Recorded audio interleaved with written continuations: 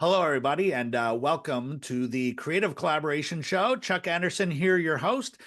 This is the show where we serve business owners at whatever stage business they're in to help to grow their business and reach their goals faster and easier and better than they could before. And we like to have guests here who have something that will help you to grow your business faster, to scale, to manage things better. And today's theme is definitely all about that. And if you've ever been on this journey, so many people call themselves solopreneurs, and then they graduate out of that, and you start to grow, and you build a team. Maybe you have a couple of VAs, and then you grow beyond that. At what point do you look to outside help, such as agencies or other organizations, versus building everything yourself? And we're going to talk about that today because our expert guest is Nathan Yeung, who is an expert in all of this. So Nathan, I want to first of all welcome you to the show. Thanks, Chuck, for having me on today. So we're going to do a deep dive into this today, and this is a topic that comes up a lot in when we're thinking about scaling, even before scaling. I mean, when you start your business, you're by yourself, and then you graduate to building a team, or do I hire someone? Do I have an agency? I mean, we're going to unpack all of this today, and I know this is what you do. So just before we dive into all of that, tell the folks a little bit more about you and the business you're in, and we'll kind of launch from there. Awesome. So not a traditional background as a marketer. I went to school for marketing. I was a VP of finance at the age of 21. I was a bit of an operational / management consultant for some angel investors. And then I was a CEO for an ad technology company, and then essentially found myself at Find Your Audience. I've been running this firm now for 8 years, and a lot of people go, well, why did you do this business in the first place? And it was because kind of throughout my entire journey through various C-suite positions, one of the things I noted, and I kind of always knew, was marketing is really complex. And I find a lot of people take a lot of missteps in marketing, and that leads to a lot of problems. Obviously, you have limited resources. So when you go down a channel route or a tactic, that's 3 to 6 months of invested time. That's time you're not going to get back. And sometimes people make, some pretty egregious mistakes. And when I started the firm, it was really because I had just been listening to a lot of my friends who are founders or bootstrap founders or just business owners. And I'd listen to the marketing advice and I just go, why? and it's because it's also because I come from a bit of a different background, in the sense that I have a bit of a finance hat, an accounting hat. I have a bit of an operations hat. And when I propose marketing strategies or tactics, I look at it in all those lenses versus just a marketing lens. I think it's very easy to just look at things in a marketing lens. It's a lot more difficult when you look at it in a lens of like operations and finance. And that's kind of where I always go. Marketing is less about trying to do everything, and it's more about me helping you just prioritize what you should be doing, because we all want to do everything, but we just can't. And so that's what my firm does. And we've been focused on that. And our real sweet spot is we're kind of like the best first hire you'll ever have. And I can walk through that kind of later on in the show. But that was the whole model. Was I found companies that were hiring their first marketing employee, or FTE, full-time employee. It was an awkward space. You're hiring a person who likely only has 1 or 2 technical affinity sets, and everything else they're kind of okay at. And so you get someone who's not a generalist, but is a generalist, isn't performing well because they're not necessarily efficient, and isn't necessarily matching what the company needs, because as you're building a marketing function, you need a lot of different things. And so it's this awkward space where you're trying to fill that role, but you're not getting really a lot of great out of it, because it's this awkward baby. It's the chicken and egg problem. Well, yeah, and it's a real dilemma for a lot of business owners. I know I've been there numerous times, where you have a choice. Do I go this way, or do I go that way? You mentioned FTEs, full-time employees. At a certain point, you grow beyond what you can do yourself, and you start to look at that. And I think it's really popular right now to look at sort of fractional help. This whole, fractional this and fractional that, you hear it all the time. And I think it kind of speaks to, look, you might have a generalist as a full-time employee or a specialist. Can you talk a little bit about that? Because, I think that might weigh in on a, business owner's decision. At least it does for me. You can have one person who kind of does things sort of okay versus, a number of people who do things really, really, really well. So what are your thoughts on that? Yeah, and that's exactly our model, right? Because I kind Mhm. of go to a lot of businesses, whether they're small, as early as pre-revenue to mature, 10 million in ARR type businesses, and I go, at the end of the day, you don't really need a CMO full time, honestly. You might need them slightly part time for the kind of the entire year, but you don't need them full time. You might need them full time at the beginning, where all the heavy lifting is required for them to help institutionalize a process, create prudent processes, make sure that every one of your marketing activities is valuable to the organization. Now, what I really mean that is that I don't think any marketing activity is a failure if unless you don't garner observations from it. So a lot of people can do tactical things and have them fail, but then not do them in such a way where you actually garner insights, right? That's a complete failure. So you've invested time and money and you get no insights. So having that CMO come in at the beginning, set up all that strategy, and then go part-time after, being a bit more fractional, is makes sense. And it's the same thing for a fractional CFO. If you're not big enough and you're not worried about debt and you're not worried about cash flow and you're not doing all these things, you don't need a full-time CFO. You need a CFO for maybe a month, clean up the books, structure everything, give you a plan, and then maybe check in on a quarterly basis. Frankly speaking, it all comes down to that whole thing again: scale. Are you big enough to actually afford that? And most of the time, you're not. And then can you even utilize that person full-time? Probably not either. So the fractional C-suite route makes sense, and it makes sense for a lot of organizations.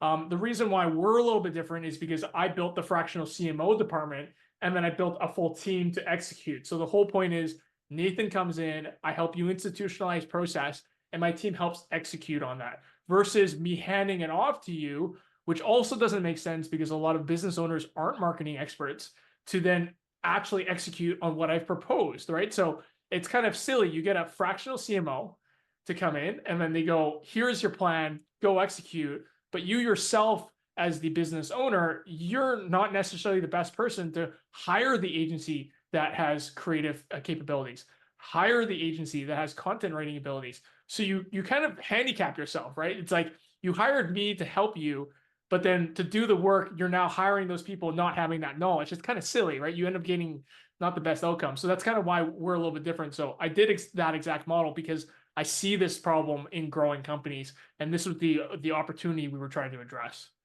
Yeah, this is definitely the struggle. And again, it's that dilemma of, who do I hire and get to do things. And it's not all about cost, like getting the lowest cost labor. I mean, obviously we want to keep our costs low, but sometimes we're shooting ourselves in the foot by doing that. Yeah. And you mentioned budget a little bit. I think it would be great to talk a little bit about, at what stage of business, like where are they either in their revenue journey or maybe their I don't know what other measuring stick that we can actually use, but when, you know, I would say at what point would someone be looking at this, and who is your typical customer in terms of stage of business and size and all of that? It's a great question. So the first thing is there's no hard and fast rule. I would say if you are a company that's looking for aggressive growth, your percentage of marketing spend to your revenue is going to be higher. You'll see standard rates at 2 to 3%. But if you're a growing company, you might be at 10 or 12% because you're growing. That's the whole point of growing. You're going to be overstaffing on your sales. You're going to be overstaffing your marketing because you're trying to grow your top line. If I were to just put numbers around it, if you can afford $70,000 to $80,000 a year in marketing overhead costs, not ad spend costs, just overhead. So meaning that's the money you're actually spending to get things done, like your content, like your SEO, like your trade shows, your sales enablement tools, your product marketing. If you can afford that, that's kind of our sweet spot. So we're typically working with companies anywhere between $1 to $20 million in ARR. And typically, I'm going to call it 50 employees or less. 70% of our portfolio is B2B SaaS, which is, business to business software as a service type companies. But truthfully, our organization, we've worked across a very broad set of categories and industries. We have a ton of success also in the fast casual franchise space, which is something people get really weirded out about, because I'm like, yeah, I work with Constellation Software, and it's like, oh yeah, I also do food and like restaurants. And there's a whole theory behind that. That's our whole foundation of how we approach marketing. And I can explain that actually right now. Is our foundation of marketing is, if I can generate conversation, then you win. So you can take that very simple framework and look at your marketing as, if this marketing campaign can't generate a conversation, ask yourself, why are you doing it? That's a good point. Right. Well, and ultimately, and it's so funny because I come across people all the time who, especially with AI, you hear it all the time. Like, they want to automate as much as possible, right? Like, how can I spend the least amount of time marketing myself, but have those automatically become customers? And, I always say, well, if you're selling coffee mugs, sure. But, like you say, it really has to lead to a conversation, especially for selling higher ticket services or, consultation or whatever it is. It really is. And then our metric, one of the metrics we look at is cost per conversation, or, what does it take for us to generate that? And are they the right conversations? So is that kind of like what you're looking at, and what you're working with your companies on? Yeah, a little bit, and also I think when I talk about conversations, it's also, whatever you're spending time and energy into, can you imagine that individual taking that to a dinner table or their friend group and saying, "Hey, from this thing I learned X," Mm, or "Hey, this is so interesting, I want to talk about it."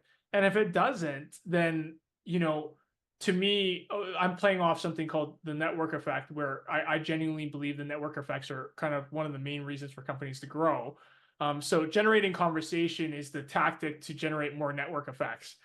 So if you can mm, generate conversation, your network effects compound. And so therefore, if they compound, you typically will see growth from that. I can network effects a little bit like SEO. The more you do of it, the more it returns. mhm. And so that's kind of the direction I'm going. Not necessarily conversations in terms of just sales conversations, Sales, right? but are you generating content that's going to want or make someone have a conversation with someone else about it? And is it interesting enough for them to do that? And if it's not, then you should question the value of your content.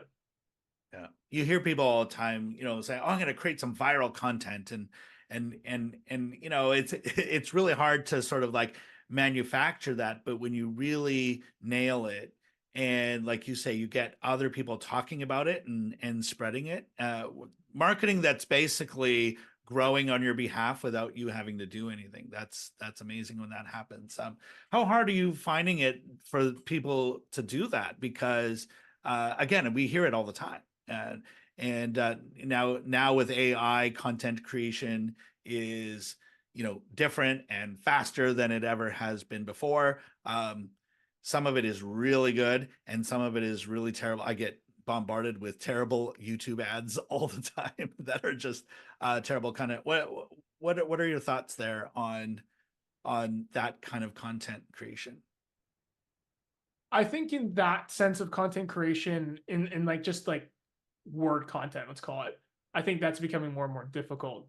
Uh, but I think when you want to look at generating conversation, it needs to be beyond just the content in itself. It's how you package it, it's how you deliver it, it's how you promote it. And I think that's where, truthfully, I think generative AI will find its way there somehow. And it will likely find its way, especially if you give it inputs to generate interesting packaging forms or distribution formats. But right now, I think generating just pure word content, yeah, it's hard to differentiate these days.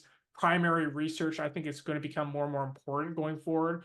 So actual surveys being done versus ones that are generative or a meta-analysis across a bunch of research. I think where people need to look at is the creative side, which is like, how do you deliver this and how do you promote this in a creative way?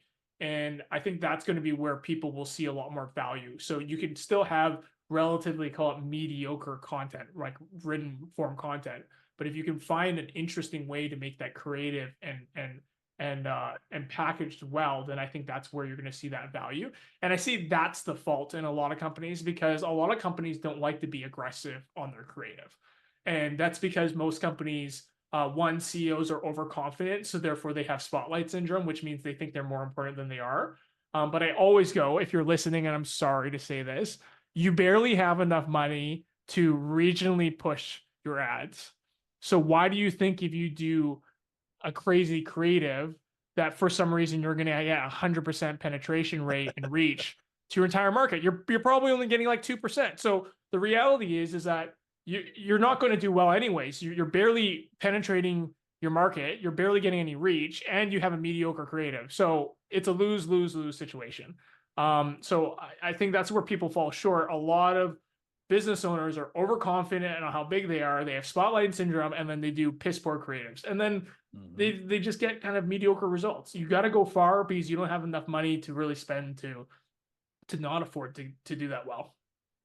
Well, I think that also speaks to if you're going to do anything like that, then have someone in the room who's smarter than you when it comes to that. Like if you're the smartest person in the room, like you're probably putting yourself at a huge disadvantage.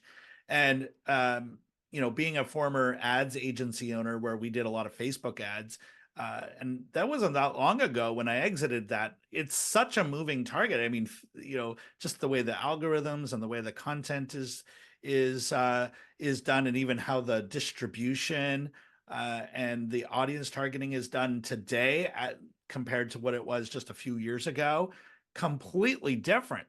You need to have someone who knows what the heck they're doing. And like you say, like, the spray and pray, or just like, going too broad, too fast, or even creative, that is terrible. And I think a lot of people are doing this because either they don't have time, they don't have the budget. They're just like, well, I'll just try something, right? And Facebook and YouTube and a lot of the other media sites, they're just so AI driven, and so you have to do things in the right way. And so what, like, when I wanted to ask you too is when people are or companies are approaching you, or you're having conversations with the companies that ultimately engage you, what are you hearing from them? What are they saying? Hey, I've tried this, or I'm doing this. Nathan, can you guys help me with this? Like, what are you hearing? Most of the time I'm hearing companies are flailing around, half implementing tactics, not really looking at their ICP properly, their ideal customer profile, not understanding how different channels have different levels of impact and influence, and are honestly always trying to chase something a little bit shiny. So I think there's an oversimplification that digital marketing is the savior to all businesses. It's certainly a very scalable channel. It's not necessarily the best channel to start, though. And I think that's what companies end up believing, because they have an overconfident CEO, or they have an overconfident C-suite. So therefore they think they know marketing. So therefore they think digital marketing is their savior. So therefore they spend money in digital marketing. Now, that's not necessarily wrong, but is it wrong in the sense of priority for the business in terms of a tactic? Potentially, because more often than not, I always go, well, where have you been getting your sales from? And they go, well, outbound. Okay, what have we done to help your outbound team? What do you mean by that? Well, when was the last time we talked to your sales team and asked them about new materials that they need? Oh, I haven't thought about that. Okay, what has been the biggest sticking points or pain points or objection points in calls? And do we have sales enablement tools to support them in that? Oh, that's a good question. Right. And I go, why don't we focus on doubling down on what we know that works versus trying to build a brand new funnel that we have no metrics around and spending all this time? So a lot of the time I go, let's go back to basics. And a lot of those times are trade shows. I'll go, what's the metrics on trade shows? It's like, well, we've been going to these 3 trade shows and it's been really good for us. It's like, that's a meaningless comment to me. how many leads are you getting compared to how much you're spending? And is that a cost that is inclusive of their time or exclusive of their time? If it's exclusive, I need it to be inclusive. I need to know the actual cost of these trade shows so we can figure out what your SQLs and MQLs actually cost you. And like, oh, that's a good point. And then I go, okay, what's our before, during, and after activations? What do you mean? Well, how are we priming the conference? How are we attending the conference? And how are we following up on the conference? Oh, we don't do that. We just attend. It's like, okay, so what do you think we could get if we did that? Another 30%? Do you think we can increase the amount of SQLs from MQLs from these conferences? Oh, okay, that's a good point. So a lot of times we chase what is shiny, and that's human nature, right? We want to think there are easy solutions, but more often than not, there's a lot more lemon juice to squeeze from these lemons that they think are already just dead lemons, but that they're not. There's a lot of opportunity, and that's typically what I hear. I hear companies chasing the shiny object and just completely forgetting some of the basics. It reminds me of a comment that comes up a lot in conversations that we have, and that is the money is in the follow-up. And I've experienced this where someone goes to a trade show, they get all these leads, and I love your reaction to the comment. Well, it works for us. Well, define works for us, right? Like, let's break that down. How do we measure it works for us? And then like you said, like, really, are we utilizing like all these, it's expensive to go to a trade show. So these are pretty costly leads. And some, we call them leads. Sometimes they're just name and email address and phone number, which is, they're not necessarily qualified. But, as you go through and nurture those and follow up with those, is finding more opportunity. And it just reminds me that, the money is in the follow-up. And we do a lot of events with what we work with, webinars and sometimes multi-day events. Same thing happens where, they look at the registrations, they go, oh, we had 200 people registered and 100 people showed up. Great. And so then they're only measuring their sales from that actual webinar. And how about the next 2 or 3 weeks? We actually try to call all the ones that were there and didn't buy, right? And so so that sounds like is that a common mistake that you're finding that business owners are making? Is that, like you said, chasing the shiny thing, like, what new marketing initiative can we do? But how many times are we just where the biggest gains we can get are from something we already have? We're just not working with it well. More often than not, right? And that's just because no one's focusing on it, right? There's no one in the team that's, maybe the chief revenue officer. There's just no one looking into that detail, and so therefore they overlook it, and so they're constantly trying to chase for some new revenue stream, which is fine. I can understand why you want new revenue streams, but I think you can do that in an operationally efficient manner, in the sense that, like, again, this is what I mean. I look at this like operations. You have an operations that's running. You have an operation, whether or not you know the economics. And by the way, a lot of companies don't do this, right? No one calculates the SQL cost with the actual cost of their overhead of the sales team. Like, very rarely do they actually ever bother doing this number. But for some reason, as soon as an MQL comes down, every C-suite is breathing down your throat about how it costs $50. And yet an SQL is costing you $2,000 because you have never run the numbers before. So it's like, no one's focusing on it, so therefore they want to chase for something new. But operationally, we should double down, take the value of that, and then use that to, in tandem, build a new funnel, right? And I think this is the thing that people forget. Your sales team was a funnel. Your trade show was a funnel. It takes time to build that funnel. So if you want to be prudent about what you're doing, let's go double down on what we know is working so we generate value. And at the same time, let's take a little bit of our resources, risk it, and build a new funnel, which is maybe digital marketing. But why spend all of that time taking all of your resources, not doubling down, and doubling down on something that you don't know even works yet? It makes no sense. So my prudent approach is take your low-hanging fruits, squeeze them dry, and at the same time, take some of that value and go reinvest that into a new funnel, because it's going to take time. But test that on the side. Don't go all in on something that is so speculative, like you have no idea whatsoever if this is going to work. So, Exactly. yeah, it totally makes sense. Listen, I'm sure a lot of our listeners are leaning in on this, going, okay, um, yeah, I haven't been doing that. I have been making some of these mistakes. I think there is an opportunity to do better.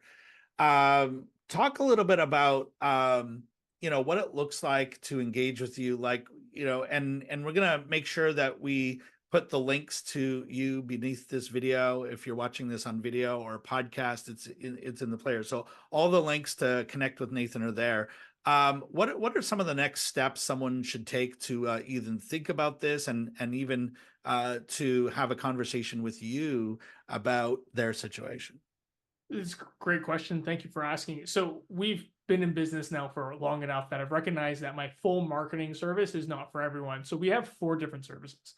We have our advisory service, we have fixed projects, we have fixed retainer, and then we have my full marketing as a service kind of type business, which really is meant for those kind of more, I'm going to say more established type businesses.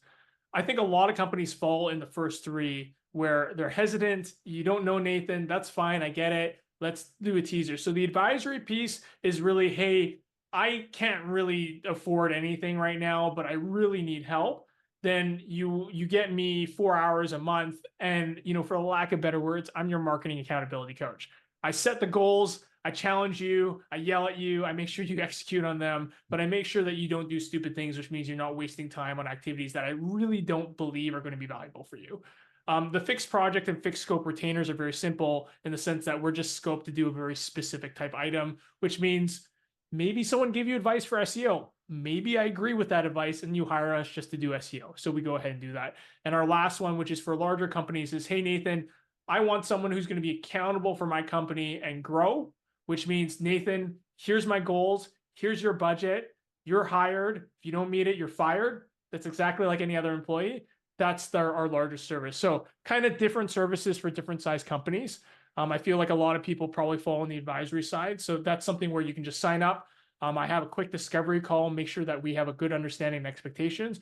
And I also have some experience, while I have worked in 50 plus clients, and various different, categories, I want to make sure that I actually have some industry knowledge, right?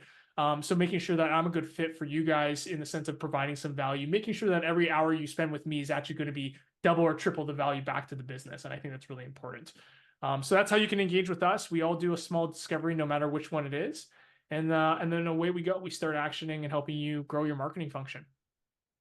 Amazing. Well, if you would like to connect with Nathan, his links are right beneath this video. If you're watching it on video, if you're listening to this on a podcast, just check into that player that you are playing this on right now. And all in the show notes, all the links to Nathan are there as well. Look, we've covered a lot of ground, but we've also only scratched the surface. I mean, we could talk about marketing and metrics and all of this all day long, and deep dive on a lot of it. But so I think this gives everyone a lot to think about. And I mean, that big decision is when do you start looking? And then also, I think finding that hidden fruit in what you're already doing. And look, if you just did that, it would probably pay for Nathan's services. So the ROI on this is not that, it's not that far. So now, before I let you go, Nathan, I want to ask you, just because there's a bit of a, obviously we look to grow our businesses as entrepreneurs. A lot of times when we grow our businesses, we have to grow ourselves as well. And so I ask all my guests while they're here for recommendations on that. So so much of my learning has come from books, and so I wanted to ask you while you're here, is there a must-read book or a recent book or something that has stood out to you or has been helpful to you that you recommend others read? There's 2 books actually. One is Scaling Up, which I think is just a great business book. And the reason I like it is because it's a book of books, references a ton of other books, which I really appreciate, which means I think there's a lot of thought put towards the structure and the framework of everything. And I would say more on a personal note. I read just recently Adam Grant's Think Again, and I think has fundamentally changed my view on personal opinion. I think it's a great book in the sense of it really uh, challenges you in the sense of, do you know what you really know, and are you willing to change that?